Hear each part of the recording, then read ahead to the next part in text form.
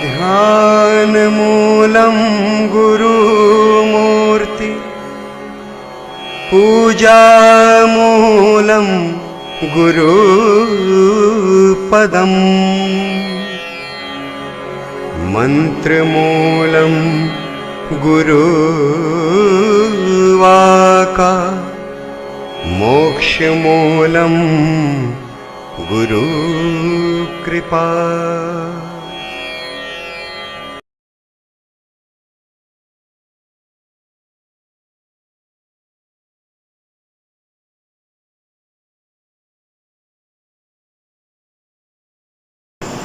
सद्गुरु सतगुरु स्वामी श्री सुखराम जी महाराज ने धन्य हो।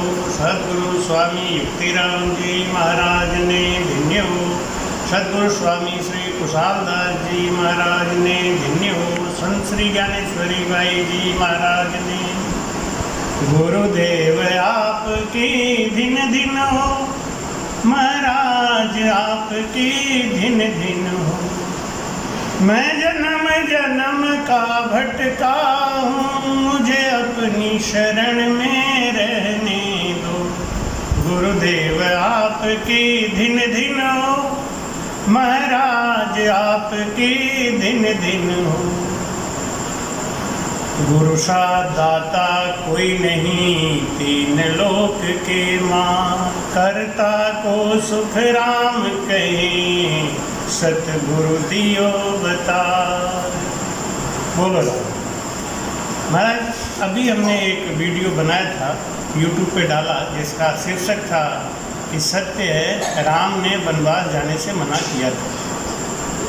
वो परिस्थिति वहाँ पे मैंने दिखाई, लोगों ने बहुत फ़ोन भी किया हमको, लोगों का साधुवाद मिला।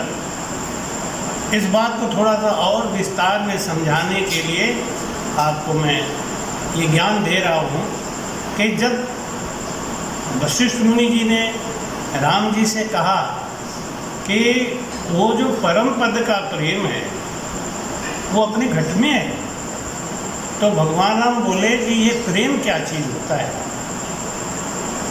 तो वशिष्ठ मुनि बोले कि ईश्वर की सत्ता पे अखंड विश्वास और पूर्ण समर्पण ही प्रेम है। प्रेम की सबसे सरल परिभाषा यही है, ईश्वर के ऊपर अखंड विश्वास और पूर्ण समर्पण। मेरा तो कुछ है ही नहीं, जो कुछ है वो सब आपका है। सुख भी हमें प्यारे हैं, दुख भी हमें प्यारे हैं, छोड़ूं किसको भगवन, दोनों ही तुम्हारे हैं। तो भगवान राम कहते हैं कि इस परम पद को पा लेने का जो अधिकारी है वो कौन है, गृहस्थ है या सन्यासी है। तो वशिष्ठ मुनि कहते हैं कि गृह क्या त्याग कहाँ घर बन है, फेर फार नहीं कोई वे, कै सुखराम सांची लिव लागी ताई मुगत नर होई। वशिष्ठ मुनि ने कहा कि विश्वामित्र 60,000 वर्ष वन में बैठ के तपस्या किया और मैं तो तुम्हारे राजकुल में ही बैठा रहता हूँ, लेकिन अड़वी पड़ गई हमारे विश्वामित्र में, तो मेरा एक पल के राम नाम का सत्संग का महत्व बड़ा हो गया है। 60,000 वर्ष की विश्वामित्र की तपस्या छोटी पड़ गई। जांजुली ऋषि जंगल में समाधि लगाते थे और इतना तपबल उनके अंदर आ गया था कि किसी को देख ले तो पक्षी मर जाए। और तुलाधार काशी में बैठ के अपना सौदा बेचें, घर में बैठ के राम राम करें। तो तुलाधार के पास आके जांजुली ऋषि ने तुलाधार को गुरु बना के भजन किया। राजा कुरकट वो राजा था, कभी तीर्थों में नहीं गया, और पुंडरीक ऋषि तीर्थों का जल इकट्ठा करते फिर रहे। उनके मन में जब गलानी आई तो सारे तीर्थ वहाँ इकट्ठा हो गए। जांजुली ऋषि ने कहा, हे राजन, मैं तीर्थों में भटक रहा हूँ और तीर्थ आपके पीछे भटक रहे हैं, इसका क्या कारण है, इसका भेद क्या है। तो कुरकट राजा बोला, मैं तो जानूँ कुछ नहीं, घर में बैठा बैठा राम राम करो। भगवान राम को वशिष्ठ मुनि ज्ञान देते हैं और कहते हैं कि वो जो परम पद का प्रेम है, परम पद को प्रेम आपको आप ही माई, परम पद को नाम आपको आप जपाई, परम पद को ध्यान आपको आप ही धारे, परम पद सो उलट आपको आप ही तारे। सुख राम तातिया पत्रे यूं बिछड़ो जाए, राम राम तन तन में मन होए नाम संग, चढ़े पिछम दिस माय, तन में मन होए नाम संग। ये वेद 5 तत्व के शरीर में ही वो परमात्मा हमको मिलेंगे। लेकिन गृहस्थी का जो धर्म है, घर में रहने का जो नियम है, वो भगवान राम पूछते हैं कि गृहस्थ का उत्तम धर्म क्या है महाराज। तो वशिष्ठ मुनि बताए कि गृहस्थ का 5 उत्तम धर्म है। एक तो अहिंसा, तन से मन से वचन से हिंसा नहीं करे। दूसरा सत्यता, रहनी और करनी में सत्यता हो। तीसरा दान, गृहस्थी को दान करते रहना चाहिए। दम, अपने इंद्रियों पे नियंत्रण रखना चाहिए। और दया, जीवों के ऊपर दया करें। ये उत्तम गृहस्थ धर्म का नियम है। भगवान राम बोले कि जो उत्तम गृहस्थ धर्म को निभा रहा है, तो ऐसे साधक को क्या बातें जरूरी हैं? वशिष्ठ मुनि कहते 3 बात जरूरी है। क्या? दोषानिवृत्ति, अपने दोषों का हमेशा ध्यान करता रहे। दोषानिवृत्ति, दोषों को निकालने का प्रयास करें। गुणानुधान, गुणों को इकट्ठा करें। कहीं भी देखे ना, जैसे दत्तात्रेय जी ने 24 गुरु माने का मतलब उनसे कुछ न कुछ सीखा। हीनांग पूर्ति, सत्संग करके, ध्यान करके, भजन करके अपने आप को वैराग्य में डालना, वैराग्य को जगाना। महाराज कहते हैं, तो राम जी पूछे भजन कैसे करें? तो महाराज कहते हैं कि सर्वप्रथम गुरु से आशीर्वाद व शब्द को प्राप्त करके वाणी द्वारा रकार मकार शब्द सुमिरन करते रहे। कान से उस शब्द को सुने, कान को अंतर्मुखी करें, सारी इंद्रियों को अंतर्मुखी करें, फिर सुरती को शब्द में लगा दें। बाहर के सब क्रियाओं से अपने को समेटते हुए अंतर मन में, श्वास में और उश्वास में, आती सांस और जाती सांस में सुमिरन करने लगे। बाहर का कुछ भी भान नहीं रहे। महाराज जी कहते हैं कि ऐसा भजन करने से हमारे अंदर वो अखंड सुख आएगा। तो भगवान राम पूछे अखंड सुख कहाँ है? तो मोह का पूर्णतया नाश हो जाने पर ही अखंड सुख आता है। सुख का सागर राम है, दुख का भंजनहार, राम चरण तजिए नहीं और भजिए बारंबार। बोलो राम। आत्म में परमात्मा आगत लखे न कोई, भरम कर्म जुग बंदिया तो मुक्त कहाँ से होए। ये संसार है ना, ये भ्रम में फंसा हुआ है। 5 तत्व का शरीर कौन कौन? आकाश, वायु, अग्नि, जल और पृथ्वी। ये 5 तत्वों के मिलने से ये शरीर बना है। जीव उसमें रहने के लिए आया। तो महाराज राम जी पूछते हैं कि संत धर्म का नियम बताने की कृपा करें। संत के धर्म का नियम क्या है? तो वशिष्ठ मुनि कहते हैं संत का जो स्वभाव, संत कोई भेष नहीं होता। दाढ़ी बढ़ा लेना, बाल बढ़ा लेना, ये कोई संत का भेष नहीं है। संत का भेष, सुखराम जी महाराज कहते हैं कि देहरो भेष सकल सो माया, असत सत्य नहीं कोई, ये कोई भेष शब्द को साजे, मोक्ष मिलेगा सोई वो राजा, ऐसा भेष हमारा। राजा चंदूलाल से महाराज कहते हैं कि हे राजा, मेरा भेष तू नहीं समझ पाएगा। भेदु जके भली विधि जाने, करमी लखे न सारा। राम रटे परमेश्वर प्यारा, रहे कर्मासु न्यारा। ओ राजा ऐसा भेष हमारा। तो भगवान राम को वशिष्ठ मुनि ज्ञान दे रहे हैं कि संत को जंगल में जाने की जरूरत नहीं।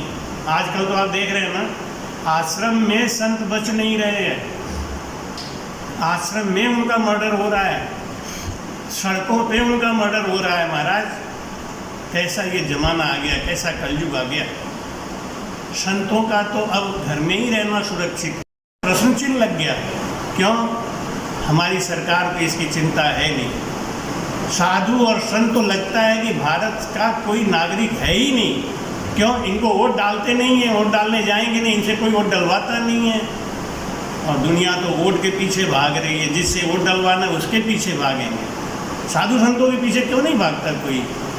तो इसलिए महाराज कहते हैं साधु संत को घर में रहे, राग और द्वेष से दूर रहे,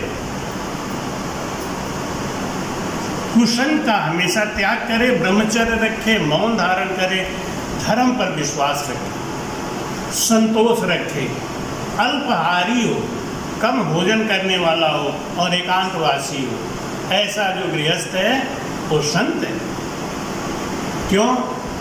कि कुमति से जस जाए, गर्व से लक्षण जाए, कुनारी से कुल जाए, योग जाए संग से। कुसंग करने से योग चला जाता है। और कुमति से जस जाए, कुमति से जस चला जाता है। कुमति से जस जाए, गर्व से लक्षण जाए, घमंडी का लक्षण चला जाता है। गर्व से लक्षण जाए, कुनारी से कुल जाए। कुनारी किसको कहते हैं? किसी जात का लड़का, किसी जात की लड़की, उनसे जो लड़का पैदा होता है वो वर्णशंकर होता है, और वो वर्णशंकर औलाद किसी काम की नहीं होती। महाराज किसको बोलते हैं? कुनारी। कुनारी से कुल जाए, योग जाए संग से, भूख से मर्यादा जाए, लड़ाई से पुत्र जाए, सोच से शरीर जाए, शीलता कुसंग से। कुसंग करने से शीलता नष्ट हो जाती है, और चिंता करने से शरीर का नाश हो जाता है, लड़ाई करने से पुत्र का नाश हो जाता है, भूख से मर्यादा चली जाती है, कपट से धर्म जाए, लोभ से बढ़ाई जाए, मांगने से मान जाए, पाप जाए गंग से, क्रोध से तपस्या जाए। खूब तपस्या करो और क्रोध कर लो, सब नष्ट। क्रोध से तपस्या जाए, अनीति से राज जाए, अनीति करोगे तो राज चला जाएगा, और वंश की प्रशंसा जाए, वीर मरे जंग से। बचा के रहना, राजा बनने जाओगे, जब राजा बनोगे तो ये तो गुण होना चाहिए। तो भगवान राम पूछते हैं कि महाराज ये मन विषयों में लगा ही रहता है, विषयों से अलग होता ही नहीं, तो कैसे अलग करेंगे? महाराज कहते हैं सत्संग करने से विवेक आता है, और विवेक आने से धीरे धीरे हमारा मन बैरागी हो जाता है। मैं मांगू बैराग को, कृपा करो साईं, बिन तरलेन जीव सुमिरन होए नाई। जब तक मन में बैराग नहीं आएगा तब तक सुमिरन नहीं होगा। हमारे कहते हैं कि हे प्रभु, मुझे भी उस अखंड सुख का अनुभव कराइए, मैं भी वो अखंड सुख अनुभव करना चाहता हूँ, मैं भी मोक्ष में जाना चाहता हूँ। तब वशिष्ठ मुनि बोले, हे राम जी, आपको मोक्ष जाने का अधिकार है ही नहीं। क्यों? क्योंकि आप लकड़ी का कोयला हो, आप निमित्त अवतार हो, और जो नित्य अवतार है मानव, उसको मोक्ष जाने का अधिकार है। नित्य अवतार और निमित्त अवतार में इतना ही अंतर है। आप आए हो संसार में, आपका कोई उद्देश्य है, राक्षसों का संहार करो, धर्म की मर्यादा स्थापित करो। बहु स्त्री प्रथा चल रही है।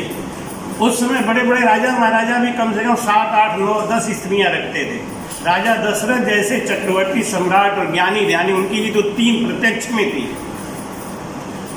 तो भगवान राम ने एक स्त्री की प्रथा को लागू किया।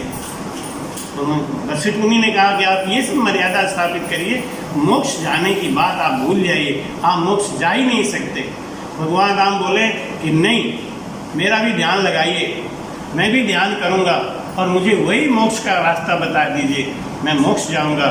वशिष्ठ मुनि बोले कि देखो, आप देवताओं का कार्य पूर्ण करने के लिए इस धरा भूमि पे आए हो, देवता बेचारे बड़े दुखी हैं, आप ध्यान करके अपना समय तो खो दोगे लेकिन मोक्ष को नहीं जा सकते आप, क्योंकि आप जिसके अंशी हो उसी में आपको समाना पड़ेगा। तो वशिष्ठ मुनि कहे, राम जी तुम ही ब्रह्म कहा है, ब्रह्म तो तुम हो ही, तुम्हारे अंदर ज्ञान, ऐसे तो सब ब्रह्म ही हैं, और ब्रह्मा विष्णु महेश सुर सब तुझे बंदे आए। वंदना ब्रह्मा करते हैं, विष्णु करते हैं, शिव जी करते हैं, आप ही ब्रह्म हो, आप क्यों चिंता करते हो। भगवान राम बोले नहीं, आप मुझे बहकाओ मत, मेरे अंदर माया है, जितना पराक्रम है ये माया का है, मेरे अंदर भूख है, प्यास है, सुख है, दुख है, मिलता हूँ तो खुशी होती है, बिछड़ता हूँ तो दुख होता है, ये सब ब्रह्म का लक्षण तो है नहीं। अभी आपने जितना ज्ञान दिया, तो भाई कहते हैं कि चेतन माया ब्रह्म सुन सबई उत्पत हो, ताका तुम अवतार हो वा आगे हर जो। भगवान राम बोलते हैं, हे गुरुदेव, मुझे परम मोक्ष की प्राप्ति का साधन बताइए जिसे वेदी संत गाते हैं। हमारे कहते हैं कि हे राम, वह वेद तुम ध्यान से सुनो, मैं बता तो देता हूँ क्या। हमारे कहते हैं कि सांस और सांस में तुम सुमिरन करो, राम राम पद सिमद, राम राम पद सिमत, अरद उरद मन लाओ, ये है वेद। राम राम यो शब्द अरद उरद बिच खो, सुख राम कहे सुन तातिया, खंड बताई सेव। वशिष्ठ मुनि तब बोलिया, रामचंद्र सुन भेव। वशिष्ठ मुनि ने रामचंद्र जी को भेद बताया, क्या कि रामचंद्र सुन भेव, पार ब्रह्म तब भाससी जब अंतर करसी से, अंतर में सेवा करोगे, अंतर में रगड़ करोगे तो मिलेंगे। तो महाराज रामचंद्र जी पूछते हैं कि विज्ञान कहाँ प्रकट होता है। तो महाराज वशिष्ठ मुनि उदाहरण देते हैं कि जहाँ मैं, मेरा और 3 ताप लगा है, वहाँ पे विज्ञान प्रकट नहीं है। काम क्रोध की दौड़ कहाँ तक है। महाराज कहते हैं गत अगत मुगति और मोक्ष तक काम क्रोध और सुख दुख लगा ही रहता है, मोक्ष तक। पार ब्रह्म में जाने के बाद में भी ये मिटता नहीं है। मन की वासना मिट गई, वो भाग गए दुई रोग, मन की वासना मिट गई, भाग गए दुई रोग। कौन? आदि और व्याधि। और जन्म मृत्यु सुख दुख गया, यही कहावे मुख। मैं मेरा में मन लगा, मोह सकल के माही, चिंता चिता पे सोए रहा, मुख गति ये ना। कहता मेरा तो ज्ञान खुल गया, मेरा मोक्ष हो गया, लेकिन लक्षण ये है क्या, मैं मेरा में मन लगा।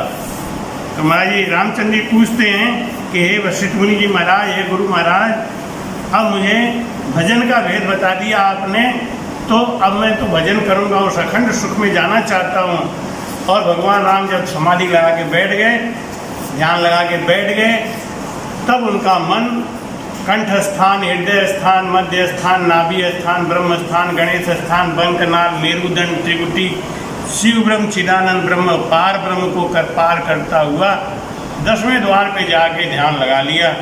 अब भगवान राम की समाधि कैसे टूटे, देवताओं को चिंता पड़ी। देवताओं ने वशिष्ठ मुनि से प्रार्थना किया, और वशिष्ठ मुनि ने जब भगवान राम का ध्यान तोड़ा, तो भगवान राम बोले कि हे प्रभु, मुझे ऐसे कठिन काम में मत लगाओ, मैं बन नहीं जाऊंगा, मैं रावण को नहीं मारूंगा, एक दिन तो ये सब अपने आप ही मरने वाले हैं, मर ही जाएंगे, मुझे इस कठोर कर्म में क्यों लगाते हो आप। इसी विषय को लेकर हमने कहा था कि भगवान राम ने बन जाने से मना किया था, ये सत्य है। फिर देवताओं ने माता सरस्वती से प्रार्थना किया, और उन्होंने मंथरा और कैकेयी की बुद्धि को भ्रष्ट किया, उनको घुमाया, और इस तरीके से देवताओं का कार्य पूर्ण हुआ। और भगवान राम मजबूरी में पिता के आज्ञा की वजह से, क्योंकि मर्यादा पुरुषोत्तम थे, न चाहते हुए भी तत्व ज्ञान जान जाने के बाद में भी जंगल को गए और उन्होंने रावण का वध किया और पृथ्वी का भार हल्का किया। क्योंकि ये निमित्त अवतार थे, इनको वापस अपने ही रूप में मिलना है, इनका मोक्ष नहीं हो सकता। मोक्ष जाने का अधिकार केवल नित्य अवतार को है। जैसे हीरा बनने का अधिकार केवल लकड़ी कोयला को है। पत्थर का कोयला बहुत ही पावरफुल है, लेकिन उससे हीरा नहीं बनता। इसलिए ये नर्तन बड़े भाग्य से मिला है। इसमें कोई तत्वज्ञानी गुरु मिल जाए, उनसे भजन का भेद सीख के जप तप करनी जोग सु भजन समो नहीं कोय, और प्रेम सम सुख राम कहे नाम भजन नहीं हो। भजन किसको कहते हैं? प्रेम को। और प्रेम कब आता है? जब ईश्वर की सत्ता पे अखंड विश्वास हो और पूर्ण समर्पण हो। एक पत्नी का अपने पति से प्रेम क्यों होता है? क्योंकि वो अपने पति पे विश्वास करती है और उसको पूरी तरीके से समर्पित होती है। इस बराबर आंख रोजे सिख राखे कोई तो भी कृपा ना बने ऐसी कुदरत। बाल बराबर भी अगर अंतर आ गया तो ये कृपा नहीं बनती। सदगुरु सुखराम जी महाराज ने धिन्य हो, कपट नहीं रखना है। कपट कठोर झूठ और निंदा ये पहले तज दीजिए। चार बातें छोड़ दो। कपट कठोर झूठ और निंदा ये पहले तज दीजिए। कर अरदास गुरु जी के शरणे तन मन अर्पण कीजे रे भक्ति मर्जी होए तो कीजो। जेठारो मनवा नाही ठिकाने तो दोष बुरा मत दीजो रे भक्ति मर्जी होए तो कीजो। राम जी राम महाराज।